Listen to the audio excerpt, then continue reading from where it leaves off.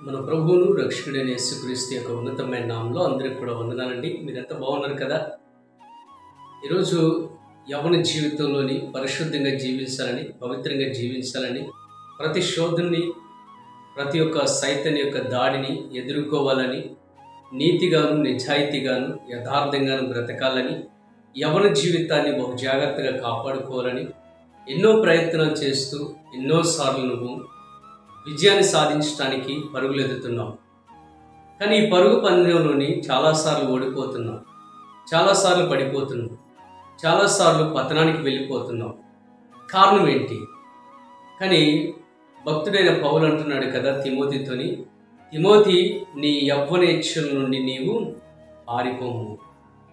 ఈరోజు నేను చేయాల్సింది ఏంటంటే వాటిని విడిచిపెట్టాలని ఆశపడుతున్నావు, వాటికి దూరం కావాలని ఆశపడుతున్నావు. కానీ అక్కడే తిరుగుతూ ఉన్నాం. అదే ప్లేస్లో మనం తిరుగుతూ ఉన్నాం, అదే ఏరియాలో మనం ఉంటూ ఉన్నాం.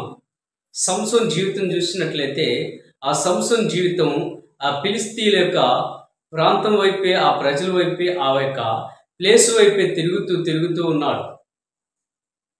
ఎందుకనంటే ఆమెను ప్రేమించాడు, ఆమెను ఇష్టపడ్డాడు కాబట్టి అక్కడే తిరుగుతున్నాడు. ఈరోజు చాలామంది యవ్వనస్తులు ఏం చేస్తున్నారంటే వద్దని అనుకుంటున్నారు కానీ, కాదని అనుకుంటున్నారు కానీ పూర్తిగా అనలేకపోతున్నారు. ఈరోజు అందులో నువ్వు కూడా ఉన్నావు. ఫోన్ చూడకూడదు అనుకుంటున్నావు, ఫోన్ వద్దనుకుంటున్నావు, బాగానే ఉంది. సీరియల్ చూడకూడదు అనుకుంటున్నావు, సినిమా చూడకూడదు అనుకుంటున్నావు, ఫ్రెండ్స్తో వెళ్ళకూడదు అనుకుంటున్నావు, సినిమాకి వెళ్ళకూడదు అనుకుంటున్నావు. కానీ నువ్వు అనుకునే వరకే ఉంటున్నావు. కానీ దాన్ని నువ్వు ఆఫ్ చేయలేకపోతున్నావు, దాన్ని జయించలేకపోతున్నావు, దాని నుంచి నువ్వు బయటికి రాలేకపోతున్నావు. ఎందుకనంటే పౌలు గారు అంటున్నారు కదా, నీ యవ్వన ఇచ్చల నుంచి నువ్వు పారిపోవాలి. నువ్వున్న ప్లేసులో అది సరైన ప్లేస్ కాదు కాబట్టి నువ్వు చేయాల్సిందంటే అక్కడి నుంచి నువ్వు బయటికి పరుగులెత్తుతూ రావాలి.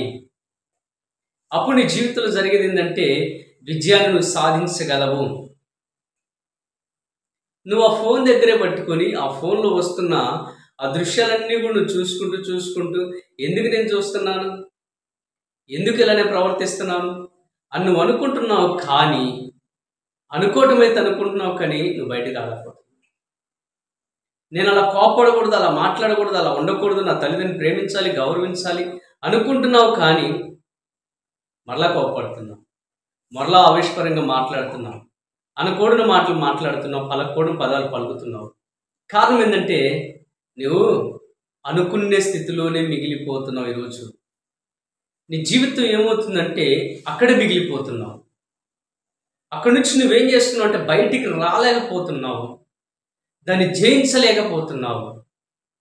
కారణం ఏంటంటే నీ పెదవుల నుంచి వస్తున్న మాటలే, నీ మదిలో నుంచి వస్తున్న మాటలే. కానీ నువ్వు తీసుకునే తీర్మానం మీద, పట్టుదల మీద నువ్వు ఉండట్లేదు. యోసేపుని తన యొక్క యజమానురాలు తన పాపం చేయమంటే యోసేపు ఏం చేశాడండి? అక్కడి నుంచి పారిపోయాడు. అర్థమవుతుందా? ఈరోజు నువ్వు పారిపోవాలి అక్కడి నుంచి, నువ్వు అక్కడి నుంచి లేవాలి. నువ్వే స్నేహితుల దగ్గర అయితే కూర్చున్నావు, ఆ స్నేహితుల దగ్గర నుంచి లేవాలి. ఏ ఫోన్ దగ్గర అయితే నువ్వు కూర్చొని చూడకూడదు దృశ్యాలు చూస్తున్నావు, ఆ ఫోన్ నుంచి లేవాలి. ఏ ప్రాంతంలో అయితే నువ్వు వెళ్తున్నావో, ఏ ప్రాంతంలో అయితే ఉన్నావో ఆ ప్రాంతంలో నుంచి నువ్వేం చేయాలి? పక్క తప్పుకొని వెళ్ళిపోవాలి. ఏ అమ్మాయితో అయితే, ఏ అబ్బాయితో అయితే మాట్లాడకూడదు అంటున్నావో అదే మాట్లాడుతూ అక్కడ ఆగిపోతున్నావు. నువ్వు చేయాల్సింది ఏంటంటే అక్కడి నుంచి నువ్వు లేవాలి. అప్పుడు నీలో ఏం జరిగిందంటే విజయాన్ని నువ్వు చూడగలవు. నా ప్రియ సహోదరి, సహోదరుడా, ఈరోజు నీ యవ్వన ప్రాయంలో నువ్వు కూడా చాలా తీర్మానాలు తీసుకుంటున్నావు. నీ స్నేహితురాలతో నువ్వు మాట్లాడకూడదని, నీ స్నేహితురాలతో కలిసి ఉండకూడదని. నీకు ఆశ అయితే ఉంది, కానీ ఏం జరుగుతుందంటే అక్కడే మిగిలిపోతున్నావు. ఈరోజు నువ్వు చేయాల్సింది ఏంటంటే అక్కడి నుంచి నువ్వు బయటికి రావాలి. అక్కడి నుంచి నువ్వు బయటికి వస్తే నీ జీవితంలో దేవుడు మేలు చేయడానికి ఇష్టపడుతున్నావు. ఎందుకనంటే నువ్వు ఒక్క అడుగు వేస్తే ఆయన 10 అడుగులు నీతో పాటు వేయటానికి ఇష్టపడుతున్నాడు. నువ్వు ఆయన చేతికి నీ చేతిని అప్పగిస్తే ఆయనని పట్టుకొని నేను నడిపించడానికి ఇష్టపడుతున్నాడు. నువ్వేదైతే జయించలేకపోతున్నావో దాన్ని జయించుటకు ఆయన నీకు శక్తిని ఇస్తాడు. కానీ నువ్వు చేయాల్సిందంటే అక్కడి నుంచి లేవాలి. నువ్వు లేచే వరకు కూడా ఆయన కూడా ఏమీ చేయడు. ఈరోజు నువ్వు చేయాల్సిందంటే అక్కడి నుంచి లేవకపోతే ఏమైపోతావో తెలుసా? సంసోను వలె నువ్వు పాతుకుపోతావు. సంసోను జీవితం మనం చూసిందే. సంసోను జీవితం ఏమైపోయింది? ఒక స్త్రీని చూశాడంట, ఆమెని వివాహం ఆడాడంట, పెళ్లి చేసుకున్నాడంట. ఆ పెళ్లి కూడా పెటాకులు అయిపోయిందంట. మరలా ఒక వేశ్య దగ్గరికి వెళ్ళాడంట, అక్కడ కూడా అయిపోయిందంట. దెలీల దగ్గరికి వెళ్ళాడంట.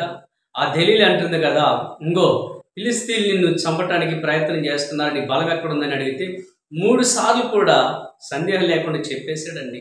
ఎప్పటిలాగానే విరజిమ్ముకున్నాడండి. కానీ అక్కడేముంటుందో తెలుసా? దేవుడు సంసోన్ని ఎడబాసెను అని ఉంది. అప్పుడేమైపోయాడు? తన బలము, తన జ్ఞానము, తనకున్నవన్నీ కూడా కోల్పోయాడండి. ఈరోజు నా ప్రియ సహోదరి సహోదరుడా, నువ్వు అక్కడే ఉంటే సంసోను అదే చేశాడు. దెలీల యొక్క ఒడిలోనే తలపెట్టాడు. నువ్వు ఈరోజు ఎక్కడ నీ తల ఉందో, ఎక్కడ నీ మనస్సు ఉందో, ఎక్కడ నీ ఆలోచన ఉందో, ఎక్కడ నీ యొక్క బుద్ధి ఉందో, అక్కడ నుంచి నువ్వు లేవకపోతే నీ యవ్వన జీవితాన్ని నీవే నీ చేజెత్తులారా నాశనం చేసుకుంటావు. కాబట్టి ఈరోజు తిరిగి లేవవలసిందిగా ప్రభు పేరిట మనవి చేస్తున్నాను. ఎందుకు? నీ ఎదుటి చాలా భవిష్యత్తు ఉంది. నీకంటూ దేవుడు ఎటువంటి గొప్ప భవిష్యత్తుని దాచి ఉంచాడు. ఎందాక నువ్వు అక్కడే మిగిలిపోతావు? ఎందాక నువ్వు అదే పాపంలో, అదే యొక్క స్నేహంలో, అదే ఫోన్లో, అదే పాపంలో, అదే యొక్క సినిమాల్లో ఏదో ఒక బందీగా నువ్వు ఉన్నావు. బంధకాలు ఎంతకాలం ఉంటావు?